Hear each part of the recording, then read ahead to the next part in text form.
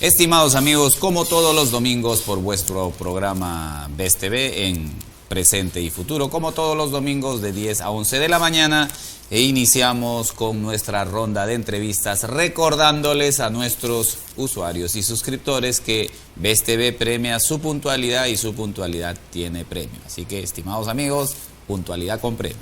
Dicho esto, nos encontramos en los estudios con el general Wilson Freddy Barrantes Mendoza, quien ha escrito un libro respecto al golpe de Estado que habla de técnicas del golpe de Estado siglo XXI, la caída de Castillo, el fin justifica los medios, ensayo político social operacional, escrito por el general de brigada EP Wilson Freddy Barrantes Mendoza y el capitán EP Eloy Villaquer Riquelme. Le damos la más cordial bienvenida al general Wilson Freddy Barrantes Mendoza. Muy buen, Johan. Nuevamente es un gusto estar acá con ustedes y con la audiencia de BES Televisión a la orden.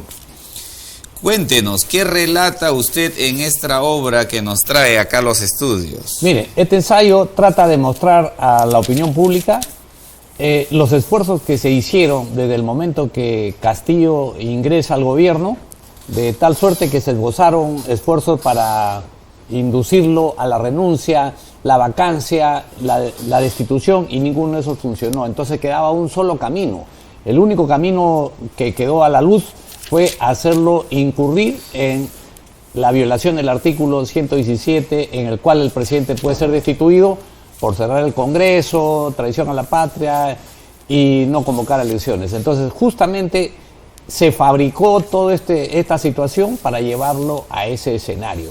Y fue así, donde se le hizo creer de que este señor tenía el control del poder y podía asumir cualquier situación como la que lo vimos nosotros el día 7 de diciembre, y lamentablemente todo eso fue simplemente un engaño al que fue sometido y cayó. ¿Por qué es necesario ver este tema? Es necesario ver este tema porque para haber construido este escenario han tenido que necesariamente presentarle a él la posibilidad de que él tenía el control de una fuerza armada que estaba hipotecada a él. Y cuando nosotros vemos que en diversos escenarios los actores militares habían hecho discursos deliberantes, políticos, en donde no mostraban para nada su subordinación al jefe de Estado, ya era un problema. Era imposible creer que iban a respaldarlo ante cualquier decisión. Y el segundo aspecto es que nosotros teníamos que ver que previamente antes de su destitución, él salía con una, aprobación del 26%. En el mejor de los escenarios tenía un público que iba a ser su público, que lo iba a respaldar frente a cualquier decisión. Y eso lo hemos visto. Hemos llegado a 70 muertos, se produjeron inicialmente 10, 17, 27 y no merituaba llegar a ese escenario. Por eso esta es una situación político-social que era necesario buscar una salida política social, no llevar a este escenario que ha traído como consecuencia los muertos. Lo que nos ha animado a mi coautor y a mí a presentar este ensayo es que, recogiendo todo esto, como una suerte de previsión para que en el futuro no se vuelvan a dar estas situaciones. Como ya están de moda los golpes híbridos, los movimientos híbridos, entonces esto y las consecuencias las acabamos de observar en la semana anterior, que sale la Comisión Interamericana de Derechos Humanos con un informe. Quieras o no, ese informe va a ser tomado por la Fiscalía, como fue la Comisión de la Verdad. Los militares hemos pasado por este escenario. Los militares hemos pasado con el informe de la Comisión de la Verdad, que era y reconciliación, que era no vinculante, y sin embargo tenemos todos los procesos penales, y lo hablo con la autoridad que me permite estar en 28 procesos penales. Entonces puedo decirle que esto que se venía era inevitable, y la responsabilidad lo van a pagar los militares, como siempre, ¿no? Pues bien, con lo mencionado por usted, no sé, a ver, estamos 2023, el año 2026 a finales, 27 a inicios, Dina Boluarte estaría siendo recluida en Barbadillo. ¿Sería la primera mujer en un penal? De eso estamos hablando en un escenario como se viene dando la situación. Bueno, como ya se dio. Ya se dio. O sea, el escenario fatalista que viene para todos los involucrados, porque de acuerdo a nuestra Constitución, el presidente de la República, hombre o mujer, es el jefe supremo en la Fuerza Armada. Cierto. No lo exime de ninguna responsabilidad civil, penal y administrativa. Más allá de que la ley del sistema de seguridad y defensa es media vaga en algunos de sus extremos, pero eso no lo exime. Igual la responsabilidad está ahí y ya tenemos los antecedentes de que Fujimori y todos van a ser procesados por lo mismo, entonces no le queda la menor duda de que la señora va a estar en cárcel. Además hay un delito que nosotros estamos preparando, una acusación constitucional. ¿Por qué? Porque no se convocó al Consejo de Seguridad y Defensa Nacional, al DINI. Y eso es fundamental porque nosotros hubiéramos evitado la declaratoria del estado de emergencia y el toque queda en Ayacucho en ese momento. ¿Por qué? Porque no era el momento ni la oportunidad. No habían los desastres que se habían anunciado y podía todavía la policía solucionar su problema. La policía no había intervenido totalmente y sin embargo se metió a la Fuerza Armada. Y las consecuencias para los miembros de la Fuerza Armada son fatales. No lo salva nadie del drama que le viene hacia el futuro. Por eso es claro, lo fundamental de todo esto, ¿no? General, con su conocimiento, usted formado toda una vida en el ejército, ¿qué tanto tiene que ver la geopolítica internacional en lo que acontece en Latinoamérica, siendo el Perú un eje fundamental, tanto en lo minero, tanto en un receptor de inversiones? Vemos que el dólar está en una caída que el Banco Central de Reserva ha tenido que intervenir porque, claro, o sea, estuviéramos mejor, pero claro, ¿cuál es ahí su perspectiva? Me interesa saber ello. Le he metido una ojeada ahí al libro, al ensayo, y veo ahí algo de geopolítica internacional. Coméntelo. Ya, mire, nosotros estamos viviendo un proceso geopolítico mundial, regional y por supuesto nacional. Nosotros no somos ajenos a los avatares de la geopolítica. Por ejemplo, lo que pasa en la guerra Ucrania-Estados Unidos a través de Europa es evidentemente que se está disputando la energía, se está disputando la alimentación y los cambios de poder mundial.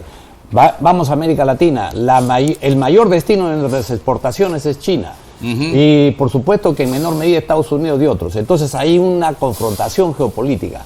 Y luego tenemos que aparece en el escenario el litio, aparece en el escenario la renovación de los contratos ley que se dan de 2023 al 2026, que mayoritariamente en algunos de los casos son chinos y en otros son americanos, canadienses, australianos, pero podría pensarse que podría haber un giro hacia China. Estamos viendo Chancay como un puerto de entrada medianamente grande y por supuesto que podrían aparecer otros puertos como Corio, el puerto de Bayóvar.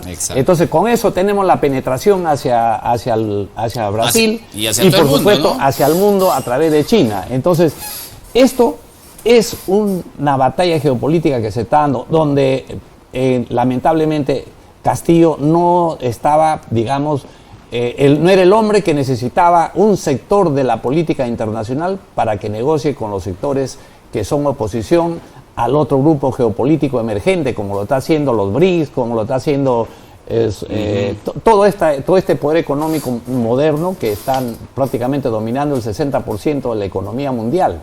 Entonces ahí esta batalla la estamos prácticamente librando en este momento y espero que la señora Presidente esté a la altura de las circunstancias porque no la va a salvar las decisiones que han tomado.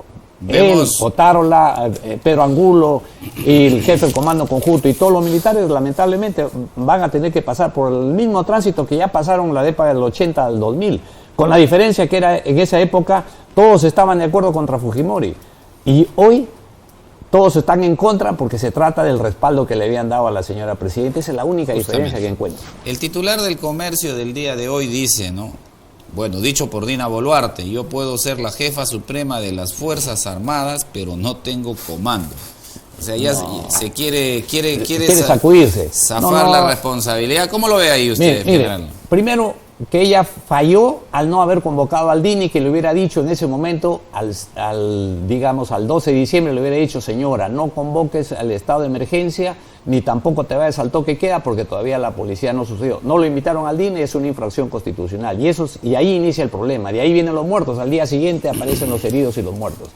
Ese es el primer problema que tiene ella, que ha infringido la Constitución, y el Congreso ni siquiera la ha llamado por eso. Entonces ahora viene a echarle la culpa en el mismo estilo del pasado, pero no va a funcionar, porque ahora ella se encuentra, digamos, comprometida con las decisiones que ha tomado el sector defensa, con las decisiones que ha tomado la declaratoria del estado de emergencia, que pasa por ella misma. Y la forma como se ha tratado, mire, el terruqueo, ella misma lo rectificó el 17 de diciembre, porque hasta antes del 17 todos eran terroristas ahora. Tal es así que he visto que ha circulado en una revista, una entrevista que le hacen al camarada José, en donde él dice que no tiene nada que ver con el Movadef, no tiene nada que ver con el FUDEP, no tiene nada que ver, y más bien se afirma como independiente en su posición ideológica, pero vinculado al narcotráfico. Entonces, ¿de qué estamos hablando? O sea, nos han engañado la policía antiterrorista, nos ha engañado el ministro del Interior, y los ha llevado de las narices a estas muertes. Tienen que pagar, porque el pueblo que ha protestado no era terrorista, era simplemente una protesta que podía haber sido manejado con otros procedimientos. Lamentablemente hoy nos enfrentamos a este drama, ¿no? ¿Qué opinión le merece que se levante el secreto de las comunicaciones de Bermejo y Bellido, indistintamente las personas? A lo que yo voy es lo siguiente: le ha hecho de bueno, o sea, de bueno es que los congresistas ya no tengan inmunidad, y veamos un caso como sería el primero, ¿no? Porque de acá ya se puede venir prisiones preventivas, claro, etcétera, todo lo que le acontecería a aquellos desaforados, algunos, y otros, como este caso, para ir terminando, señor. Bueno, mire, lamentablemente se trató de endilgarles a una serie de personajes que eran los que conducían la protesta. Hoy puedo asegurarle que la protesta no tenía un conductor único, simplemente eran protestas desarticuladas, que eran 16 grupos o 18, tal vez más grupos, que desarticulados daban su punto de vista, porque ellos pedían simple y sencillamente el cierre del Congreso, primero. Cierto. Pedían la Asamblea Constituyente en segundo lugar, y pedían que se vayan todos, incluyendo a la actual presidenta de la República, que tuvo que retroceder y anunciar para el 2024, y por supuesto pedían de alguna manera la libertad de Castillo como última instancia y en menor medida. Entonces, esa era la plataforma política, claro, de lucha. Entonces, de eso, ¿dónde está el terrorismo? Y por eso es que ahora, cuando yo escucho que hay gente que se enardece porque los militares van a ser presos, sí, pues van a ser presos por la decisión política, que fue una decisión prácticamente desatinada para la oportunidad que estaban viviendo en ese momento, ¿no?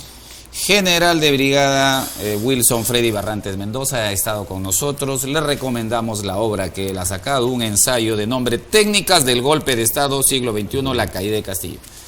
Estimados amigos, nos vamos a una siguiente entrevista después de la pausa por BES TV. Muchas gracias, general. Gracias.